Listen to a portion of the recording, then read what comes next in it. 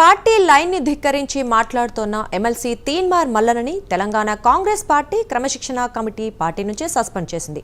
ఇటీవలి కాలంలో ప్రభుత్వాన్ని విమర్శించడంతో పాటుగా పార్టీని కూడా విమర్శిస్తూ తీన్మార్ మల్లన్న పదే పదే మాట్లాడుతున్నారు. దీనిపై పార్టీ శ్రేణుల నుంచి ఫిర్యాదులు రావడంతో టీపీసీసీ క్రమశిక్షణ కమిటీ తీన్మార్ మల్లన్నకి షోకాజ్ నోటీసులు జారీ చేసింది.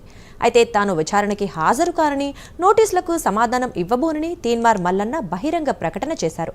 దీంతో నిర్ణీత గడువు వరకు టీపీసీసీ అధ్యక్షుడు చిన్నారెడ్డి వేచి చూశారు. చివరికి తీన్మార్ మల్లన్నని పార్టీ నుంచి సస్పెండ్ చేస్తూ టీపీసీసీ క్రమశిక్షణ కమిటీ ఉత్తర్వులు జారీ చేసింది.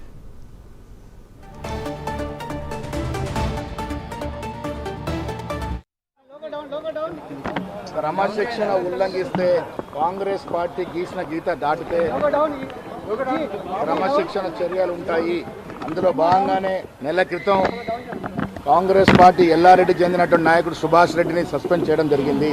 కాంగ్రెస్ కుల సర్వే రిపోర్టుని తగలబెట్టినటువంటి తీన్మార్ మల్లన్ను కూడా సస్పెండ్ చేయడం జరిగింది. కాంగ్రెస్ పార్టీ క్రమశిక్షణ విషయానికి వచ్చినప్పుడు కులాలు, మతాలు, ప్రాంతాలనే భేదభావం ఉండదు, చిన్న పెద్ద అనే తారతమ్యాలు ఉండవు. కాంగ్రెస్ పార్టీ డిసిప్లిన్ గీత ఎవరు దాటినా క్రమశిక్షణ చర్యలు ఉంటాయి. మల్లన్న గారు కాంగ్రెస్ బీఫామ్ మీద ఎమ్మెల్సీగా గెలిచినటువంటి వ్యక్తి.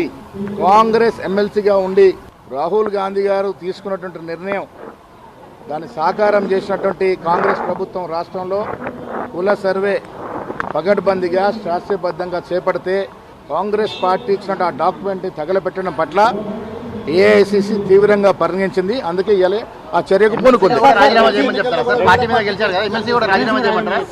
ఇంతవరకు చర్యలు తీసుకోవడం అనేది డిసిప్లినరీ కమిటీ యొక్క అభిప్రాయం తీసుకుంది. తదుపరి ఏముంటుందో ఆలోచిద్దాం.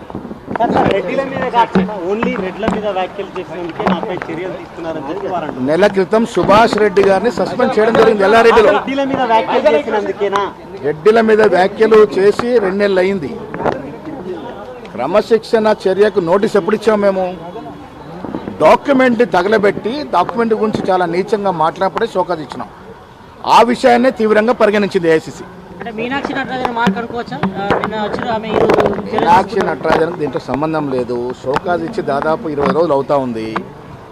ఏఐసిసి వారు దీన్ని రీతిలో పరిశీలించిన తర్వాతనే చెన్నారెడ్డి గారిని ఆదేశించడం జరిగింది.